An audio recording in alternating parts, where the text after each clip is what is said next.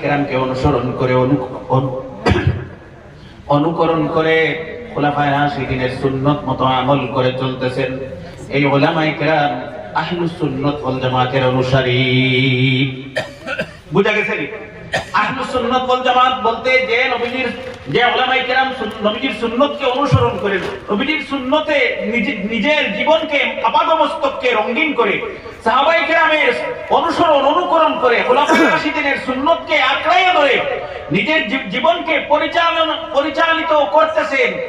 এই সমস্ত উলামায়ে কেরাম আহলুস সুন্নাত ওয়াল জামাতের অনুসারী। বলি সুবহানাল্লাহ।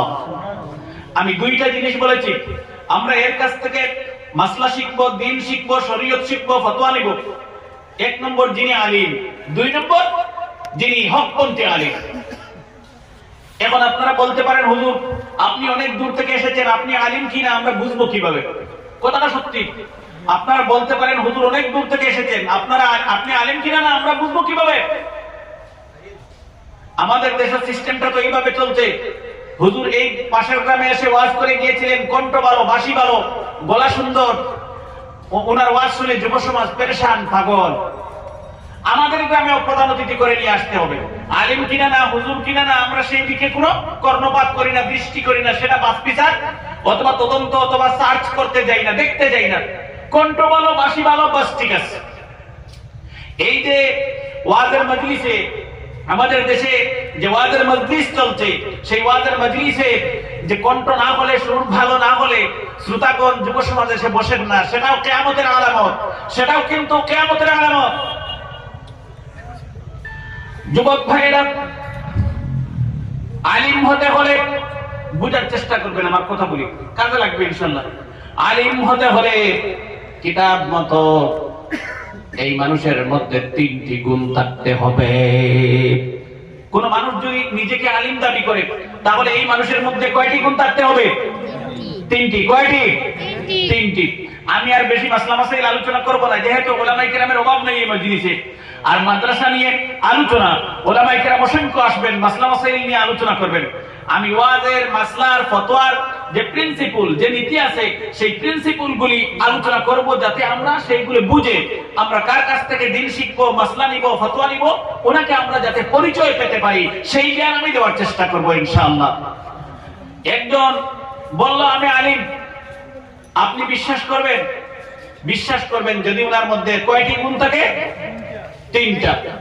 এক নম্বর গুণ হলো, কোন মানুষ যদি নিজেকে আলিম বলে দাবি করে, এক নম্বর গুণ হলো আলিম হওয়ার, তিনি যেন আল্লাহ পাকের কোরআনে কারীম সহিহ শুদ্ধ করে কোরআনে কারীম তেলাওয়াত করে পৃথিবীর মানুষকে শুনিয়ে দিতে পারে।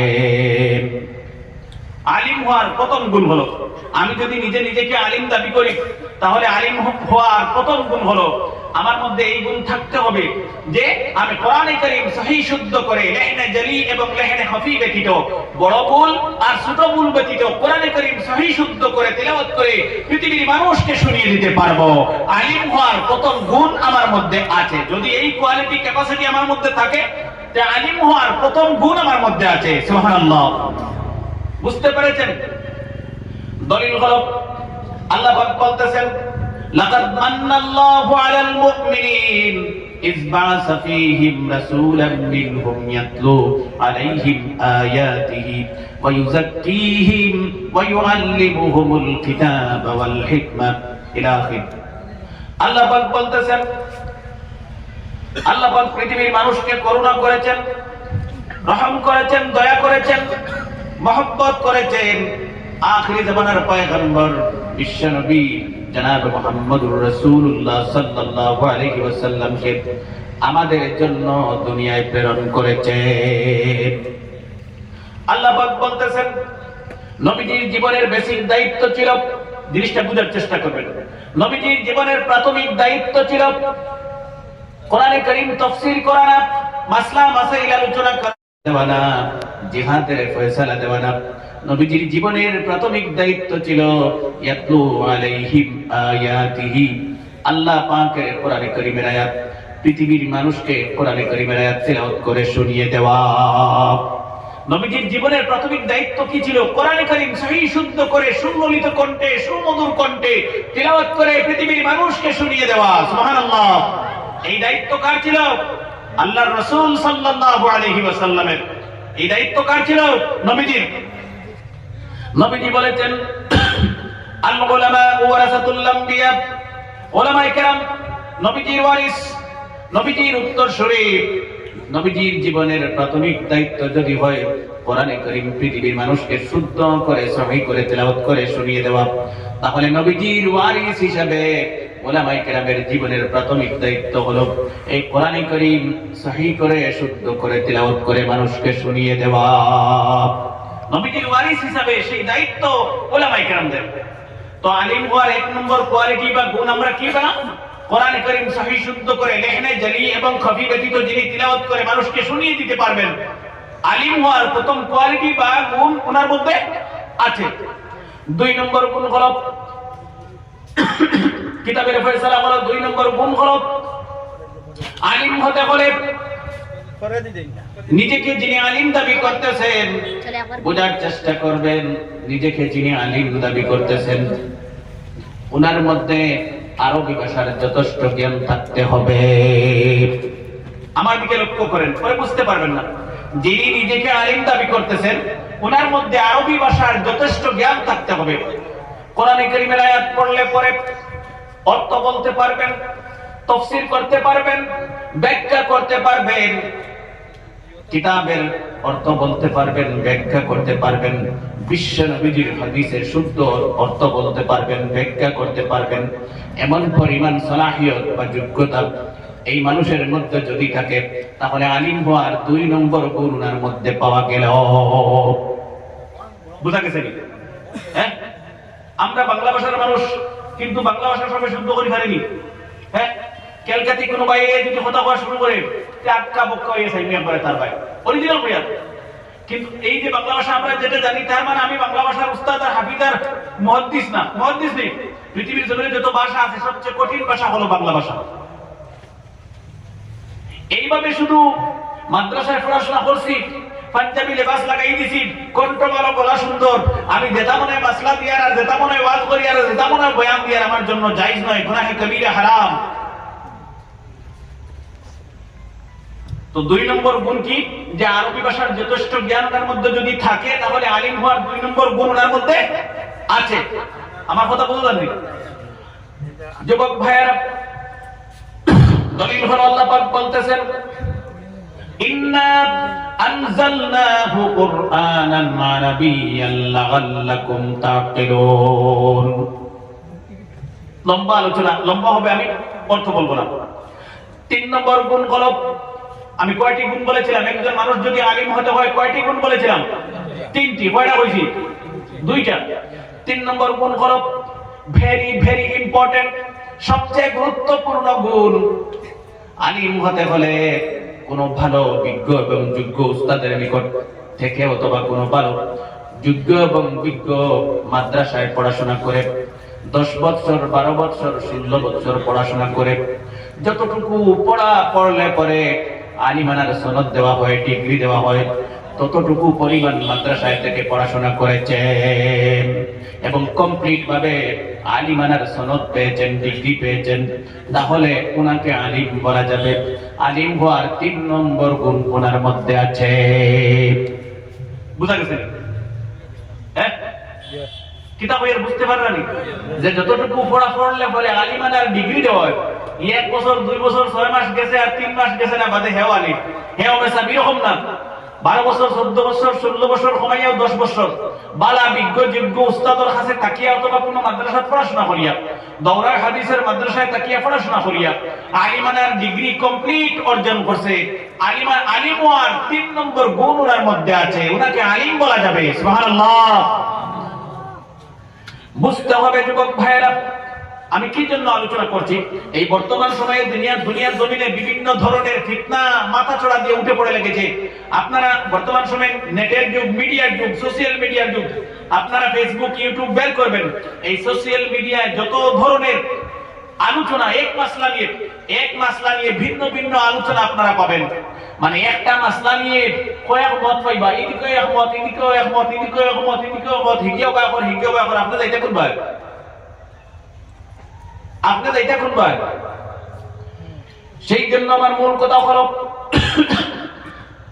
যদি সোশ্যাল মিডিয়া দেখে, ফেসবুক ইউটিউব দেখে দিন শিখতে চান, ফতোয়া নিতে চান, মাসলা শিখতে চান, 100% সিওরিটি আছে আপনি গুমরাহ হবেন, বিপথে পরিচালিত হবেন, আর 72 দলের যে কোন এক দলে ঢুকে যাবেন। 72 দল জান্নাতি না জাহান্নামে কইছিলাম? হ্যাঁ, জাহান্নামী।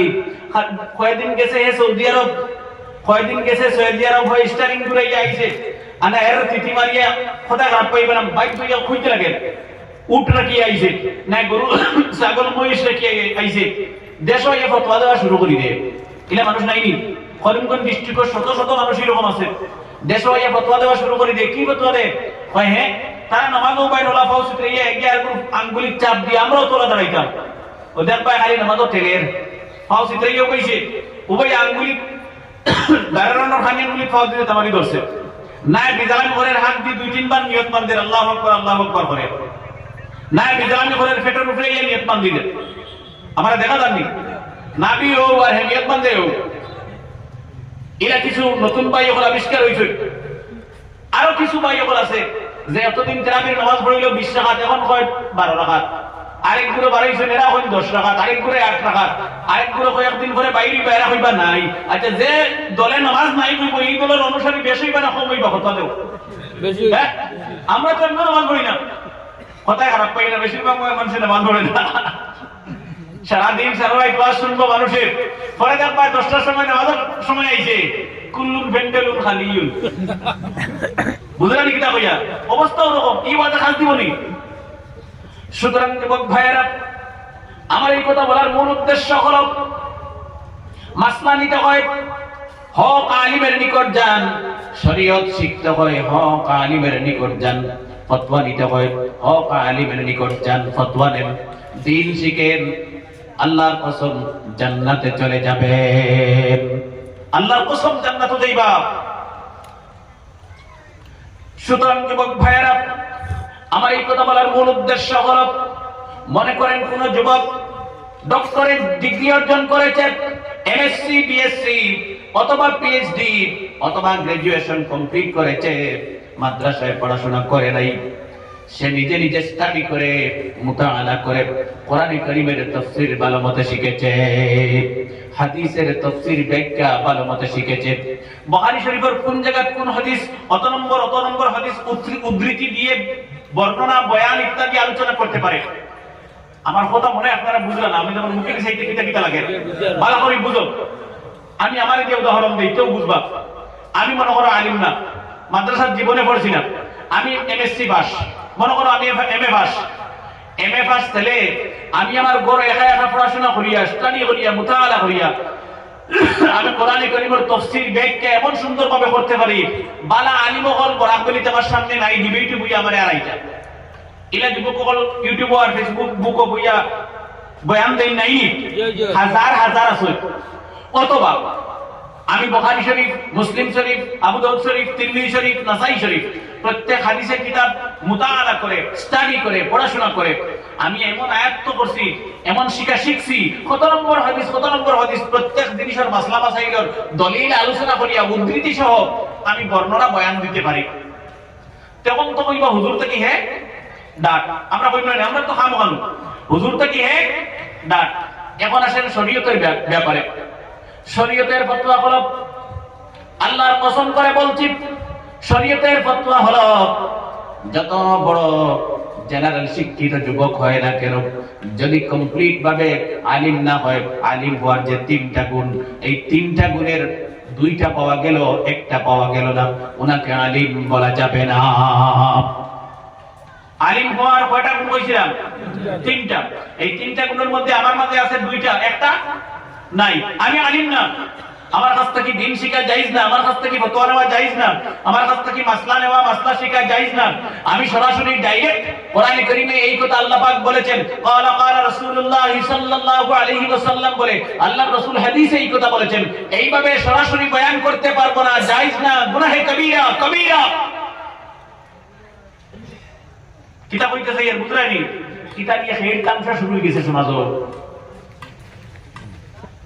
যুবক ভাইয়েরা, যতই জেনারেল শিক্ষিত হয় না কেন, নিজে নিজে স্টাডি করে মোতালা করে যতই জ্ঞানী হয় না কেন, আরবিক ভাষার সমস্ত দুনিয়ার বড় পণ্ডিত যদি হয়ে যায়, ওনার কাছ থেকে দিন শিখা, মাসলা নেওয়া, ফতোয়া নেওয়া, ওনার কাছ থেকে এইগুলা নেওয়া জায়েজ নয়।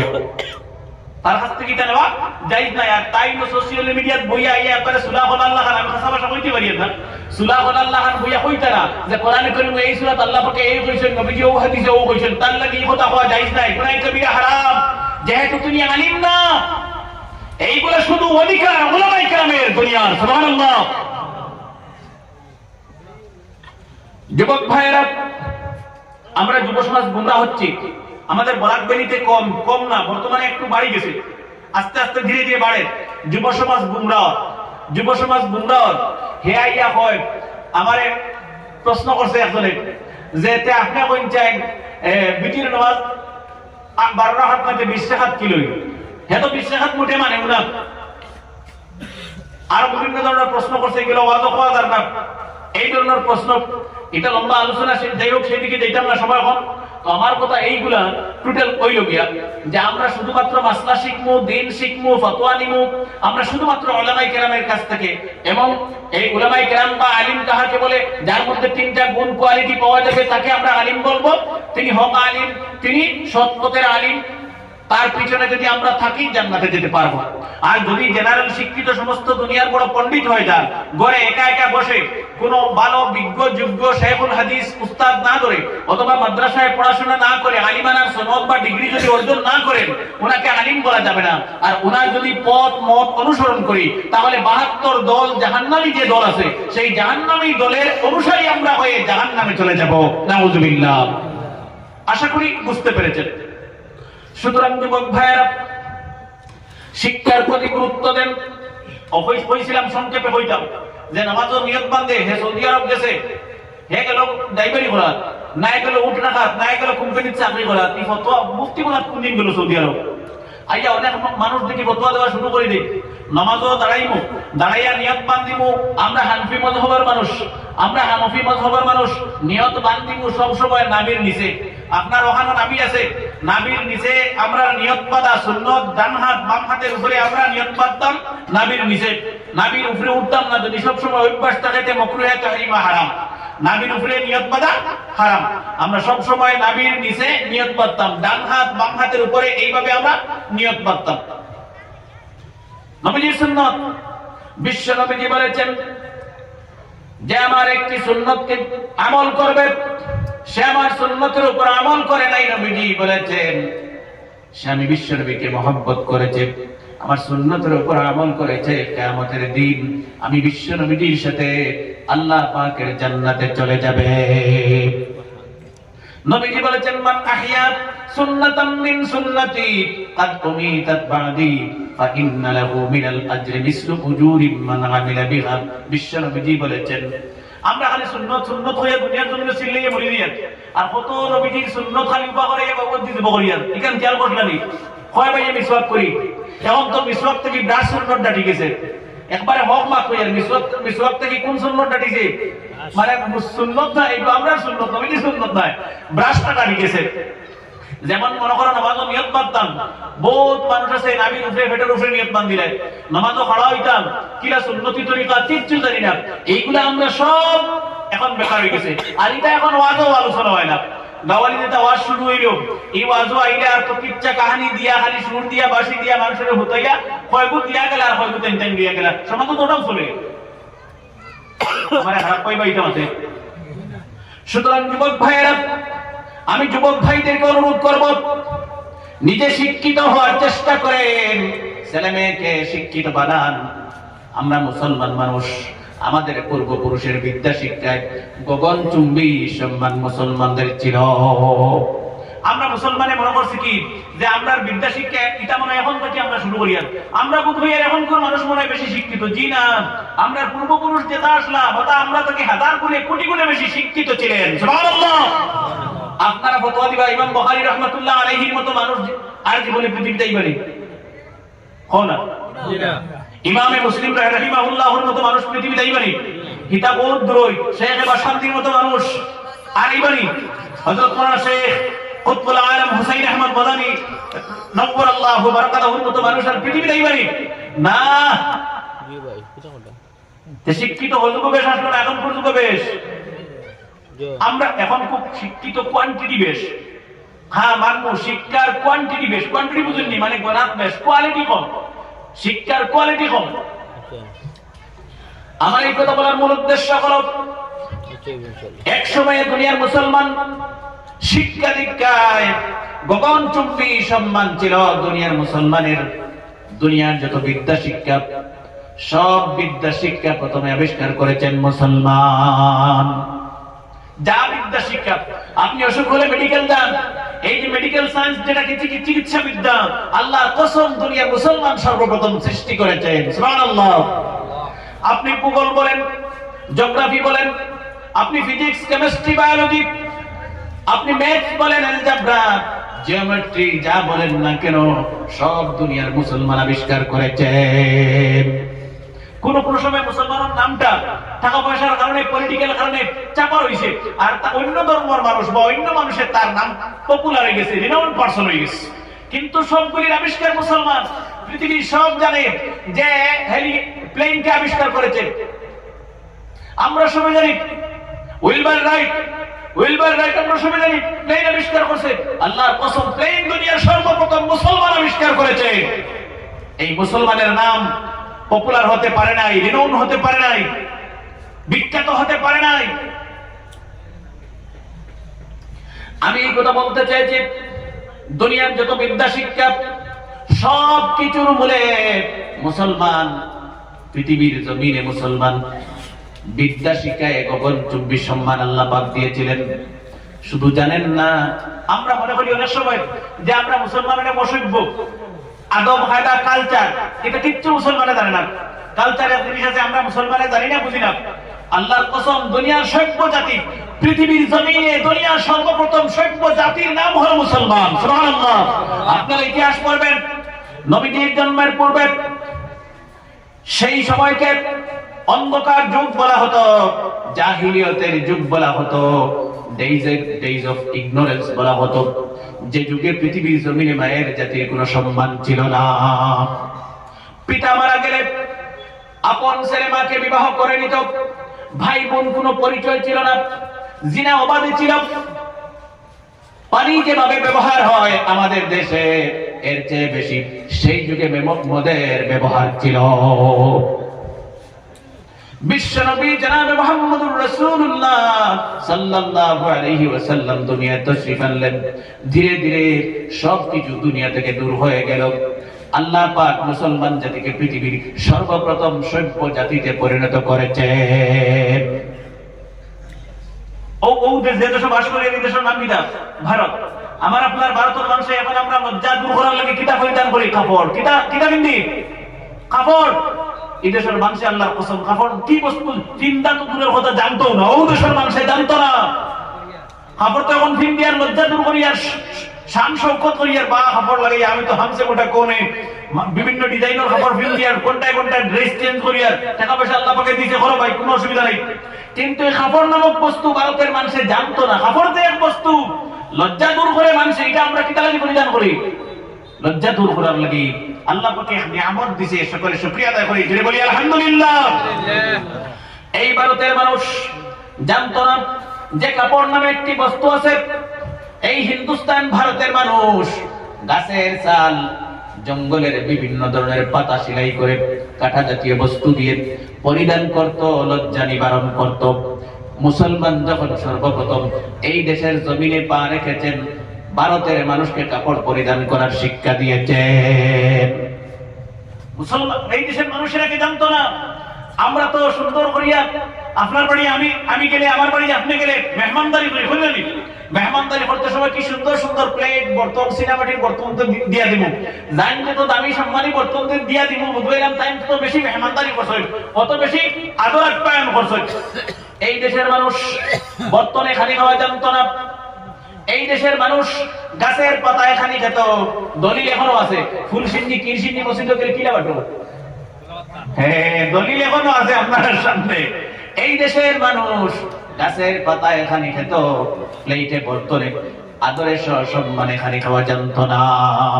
মুসলমানেরা এই দেশে যখন সর্বপ্রথম পা রাখলেন, মুসলমান ভারতের মানুষকে প্লেটে খানি খাওয়ার শিক্ষা দিয়েছে। এই দেশের মানুষ রাত্রিবেলা আরামে পালঙ্কে তুষকে ঘুমানো জানত না। মাটিতে গাছের ছাল বিছাইয়া বিভিন্ন জীবজন্তু জানোয়ারের চামড়া বিছাইয়া মাটিতে রাত্রিতে আরাম করতো, শয্যা যেত, ঘুমাতো। কিন্তু মুসলমানেরা এই দেশে তশরিফ এনে ভারতের মানুষকে আরামে পালঙ্কে ঘুমানোর শিক্ষা দিয়েছে। তুষকে কি গদি দিয়ে আরামে ঘুমাই এখন আমরা, এই শিক্ষা দুনিয়ার মুসলমান দিয়েছে। আমি এই কথা বলতে চেয়েছি, মুসলমানরা এক সময় শিক্ষা দীক্ষায়, টেকনোলজি, কারিগরি বিদ্যা শিক্ষায় সব দিক দিয়ে দুনিয়ার গগনচুম্বী সম্মান ছিল, উন্নত জাতিতে ছিলেন দুনিয়ার মুসলমান। আর মধ্যে কয়েক সময় আমরা মুসলমানরা ডাউন হয়ে গেছিলাম, একবারে পিছনে পড়ে গেছিলাম। আলহামদুলিল্লাহ, সুম্মা আলহামদুলিল্লাহ, আবার মুসলমান শিক্ষা দীক্ষায় আমরা একটু হাত বাড়ার চেষ্টা করি। আর আল্লাহ পাকে আর বরকত দেখ। আমি প্রত্যেককে অনুরোধ করবো, আপনার ছেলেরা মেয়েরে মাদ্রাসায় দেন। সর্বপ্রথম মাদ্রাসায় দিয়ে হাফিজ বানায় না, আলিম বানায়। তারপরে 10th দেওয়াইন, 12th দেওয়াইন। এই 10th 12th দেওয়াইয়া যদি সম্ভব হয় 12 তারে সায়েন্সও দেওয়াই, এরপরে তারে ইঞ্জিনিয়ারিং, ডক্টর অথবা ভালো কোনো লয়ার, ম্যাজিস্ট্রেট, এসিএস, আইপিএস এই ধরনের আমরা বানানোর প্রত্যেকের চেষ্টা করব। যুবক ভাইয়েরা, আপনার ছেলেটা যদি, মেয়েটা যদি হাফিজ হয়ে কোরআনে কারীম কণ্ঠে নিয়ে, আলিম হয়ে কোরআনে কারীম কণ্ঠে নিয়ে হাফিজ হয়ে যদি ডক্টর হতে যায়, আলিম, ছেলেটা যদি ইঞ্জিনিয়ার হতে যায়, আলিম হওয়ার বরকতে, হাফিজ হওয়ার বরকতে আল্লাহ পাক সেই পথটা সহজ করে দেবেন। আল্লাহ পাক এই পথটাকে সহজ করিয়ে দিব। আলিমের মর্যাদা আছে, হাফিজের মর্যাদা আছে। আমি সেই দিকে যাইতাম না। কি মর্যাদা? সংক্ষেপে এক কথা বুঝাই দিই। বিশ্বনবী জনাব মুহাম্মদুর রাসূলুল্লাহ সাল্লাল্লাহু আলাইহি ওয়াসাল্লাম বলেছেন, আপনার পিতা মারা গেছেন, মা মারা গেছেন, আপনি আলিম না, হাফিজ না, দাড়ি নেই, আপনার পাঞ্জাবি নেই, শার্ট ওয়ালা মানুষ, প্যান্ট ওয়ালা মানুষ, দাড়ি নেই। আপনি আলিম না, হাফিজ না, শার্ট প্যান্ট ওয়ালা মানুষ, দাড়ি নাই, আপনার মা নাই, বাবা নাই। আমি কিতাব হইতেছি, এর ওটা লক্ষ্য করব। নবীজি বলছেন, এমন অবস্থায় যদি সাধারণ যুবক ছেলে, আলিম না, হাফিজ না, তার মা বাবা যদি কবরের ভিতরে থাকেন, আর এই ছেলেটা কবরের কিনারে গিয়ে একবার বলে রব্বিরহামহুমা কামা রাব্বায়ানি সগীরা, নবীজি বলতেছেন এই ছেলেটার বরকতে তার পিতামাতার কবরের আযাব আল্লাহ পাক 40 বছরের জন্য মাফ করে দেন। এই ছেলেটা কিন্তু আলিম না, হাফিজ না, আপনার মতো সাধারণ ছেলে। মা বাবার কবরের কিনারে গিয়ে যদি একবার হয় রব্বিরহামহুমা কামা রাব্বায়ানি সগীরা, 40 বছর পর্যন্ত আল্লাহ পাক এই ছেলেটার পিতামাতার কবরের আযাব মাফ করে দেন। সুবহানাল্লাহ। এখন এই না, ছেলেটা যদি, যে মা কবর, যে বাবা কবর, তার ছেলেটা যদি হাফিজ হয়, আলিম হয়, তো কি লাভ হবে? নবীজি বলেছেন, এই পিতামাতার ছেলে যদি হাফিজ হয় অথবা আলিম হয়, নবীজি বলেছেন কবরের কিনারে গিয়ে যদি হাফিজ ছেলে অথবা আলিম ছেলে চোখের পানি ছেড়ে ছেড়ে একবার বলে রব্বিরহামহুমা কামা রাব্বায়ানি সগীরা, নবীজি বলতেছেন আলিমের বরকতে, হাফিজ ছেলের বরকতে কিয়ামত পর্যন্ত আলিমের, হাফিজের পিতামাতার কবরের আযাব আল্লাহ পাক মাফ করে দেবেন। এত মর্যাদা। সুতরাং আমি বলবো, আপনার ছেলে মেয়েকে শিক্ষিত করার চেষ্টা করেন, কিন্তু ছেলেকে হাফিজ বানান, আলিম বানান, মেয়েকে হাফিজা আলিমা বানানোর চেষ্টা করেন। আমরা অগ্রাধিকার দেব শিক্ষা। আমি এই কথা, আমার 2 মিনিট সময় রয়েছে, আমি বলবো শিক্ষা যে আমি ছেলেকে দেব, মেয়েকে দেব না, সেই কথা দ্বীন ইসলাম বলে নাই। দ্বীন ইসলাম সমান অধিকার দিয়েছে, 50-50 অধিকার দিয়েছে। আপনার মেয়েকেও শিক্ষিত করবেন, ছেলেকেও শিক্ষিত করবেন। সুবহানাল্লাহ। প্রথমে মেয়েটাকে আলিমা বানান, হাফিজা বানান, তারপর ডক্টর, ইঞ্জিনিয়ার বানানোর চেষ্টা করেন। মেয়েরা পারবো না ইলমের দিনে শিক্ষা অর্জন করতো, মেয়েরা মাদ্রাসায় পড়তো, হাফিজ হইতো, আলিম হইতে পারবো না, ও চিন্তা করলে আমি এক কথা কইব বুঝলেই পাবে। কিতাবের মধ্যে লিখতেছেন নবীজির বিবাহ হলো হযরতে মাইমুনা রাদিয়াল্লাহু তাআলা আনহার সাথে। নবীজি বিবাহের পরে জানতে পারলেন বিশ্ব নবীজির স্ত্রী যার সাথে এইমাত্র বিবাহ হলো হযরতে মাইমুনা টোটালি নিরক্ষর, এমনকি নিজের সিগনেচার পর্যন্ত জানেন না। আমি কি বলতেছি, নবীজির বিবাহ হয়েছে মাইমুনার সাথে। বিবাহের পরে নবীজি জানতে পারলেন যে মাইমুনা রাদিয়াল্লাহু তাআলা আনহা টোটালি নিরক্ষর, ইলিটারে, লেখাপড়া জানেন না, নিজের দস্তখত পর্যন্ত জানেন না। সুবহানাল্লাহ। কার স্ত্রী? রাহমাতুল লিল আলামিনের স্ত্রী, সাইয়্যিদুল মুরসালিন, ইমামুল মুরসালিনের স্ত্রী, নিরক্ষর। সুবহানাল্লাহ। আমরা তো সাধারণত বিবাহ করলে পরে ছেলেও পড়া বন্ধ করে দেয়, মেয়েও পড়া বন্ধ করে দেয়। আমরা মনে করি বিবাহ হয়ে গেলে পড়াশোনার দা এন্ড, আমরা এই কথা মনে করি। কিন্তু নবীজির বিবাহ হলো, নবীজি জানতে পারলেন স্ত্রী নিরক্ষর। নবীজি দাঁড়িয়ে গেলেন মদিনার সবচেয়ে বড় মহিলা শিক্ষিকা নবীজি। এই মহিলা শিক্ষিকাকে বলতেন, হে মদিনার মহিলা শিক্ষিকা, আমি তোমাকে দায়িত্ব দিলাম কয়েক মাসের ভিতরে আমার মাইমুনাকে মদিনার সবচেয়ে বড় আলিমা বানিয়ে দেবে। সুবহানাল্লাহ। নবীজি শিক্ষার কত গুরুত্ব দিয়েছেন। এই মহিলা শিক্ষিকা বললেন, ইয়া রাসূলুল্লাহ, ঠিক আছে। নবীজির দোয়ার বরকতে, লম্বা ঘটনা, নবীজির দোয়ার বরকতে কয়েক মাসের ভিতরে মহিলা শিক্ষিকা নবীজির স্ত্রী হযরতে মাইমুনা রাদিয়াল্লাহু তাআলা আনহাকে মদিনার যোগ্য বিজ্ঞ আলিমা বানিয়ে দিয়েছেন। সুবহানাল্লাহ। তো আমি অনুরোধ করব, ছেলেকে মেয়েকে ইলমে দ্বীনের শিক্ষা প্রথমে দেন। নৈতিক শিক্ষা পাবে যদি মাদ্রাসায় পড়াশোনা করে, নৈতিক শিক্ষা পাবে, চরিত্র ভালো হবে, নামাজি হবে, দিনদার হবে। তারপরে এই ছেলেটা যদি দুনিয়ার শিক্ষা, জাগতিক শিক্ষা সংগ্রহ করতে যায়, ইলমে দ্বীনের শিক্ষার বরকতে আল্লাহ পাক পথটা সহজ করে, প্রশস্ত করে, আসান করে দেবেন। সুবহানাল্লাহ। লম্বা আলোচনা ভাই, আমার জন্য দোয়া করবেন, আমিও আপনাদের জন্য দোয়া করব। আল্লাহ পাক যেন আমাদের ছেলেমেয়েকে আলিমা, আবিদা, আলিম, আবিদ, হাফিজ বানানোর তৌফিক দিন। আমি আমার আলোচনা করে থাকি যে 3 বেলা, 1 বেলা পানাহার করো, 1 বেলা খাও, পেটে পাথর বাঁধো, প্রয়োজন হয় গামছা বাঁধো, ছেলেমেয়েকে ভালো মানুষ করার চেষ্টা করো। আপনার একটা ছেলে যদি আলিম, হাফিজ, ডক্টর, ইঞ্জিনিয়ার হয়ে যায়, মনটা কি শান্তি হবে, কাউকে পৃথিবীর বলে বোঝাতে পারবেন না। চেষ্টা করেন, আল্লাহ পাক যেন তৌফিক দিন। اللهم آمين. ربنا ظلمنا أنفسنا وإن لم تغفر لنا وترحمنا لنكونن من الخاسرين. ربنا لا تزغ قلوبنا بعد إذ هديتنا وهب لنا من لدنك رحمة إنك أنت الوهاب. رب العالمين, الله تعالى আমাদের প্রত্যেকের জীবনের গুনাহগুলি মাফ করে দেন, প্রত্যেকের হায়াতে বরকত দেন, অভাব-অনটন, দুঃখ কষ্ট দূর করে দেন, হালাল সম্পদে বরকত দেন, প্রত্যেকের পিতামাতাকে মাফ করে দেন। যাদের পিতামাতা নেই, কবরে চলে গেছেন, আল্লাহ কবরগুলিকে জান্নাতের টুকরায় পরিণত করে দেন। রব্বিরহামহুমা কামা রাব্বায়ানি সগীরা। আল্লাহ আজকের মাহফিলকে কবুলের মঞ্জুর করেন। যারা এসেছেন শোনার জন্য, যারা এসেছেন আলোচনা করার জন্য, প্রত্যেককে কবুল করেন, প্রত্যেকের জীবিত মৃত প্রত্যেককে মাফ করে দেন। রব্বানা তাকাব্বাল মিন্না ইন্নাকা আনতাস সামিউল আলিম ওয়া তুব আলাইনা ইন্নাকা আনতাত তাওয়াবুর রহিম। ওয়া সাল্লাল্লাহু আলান নাবিয়্যিল কারীম ওয়া আলা আলিহি ওয়া আসহাবিহি আজমাইন। আমিন বিরহমাতিকা।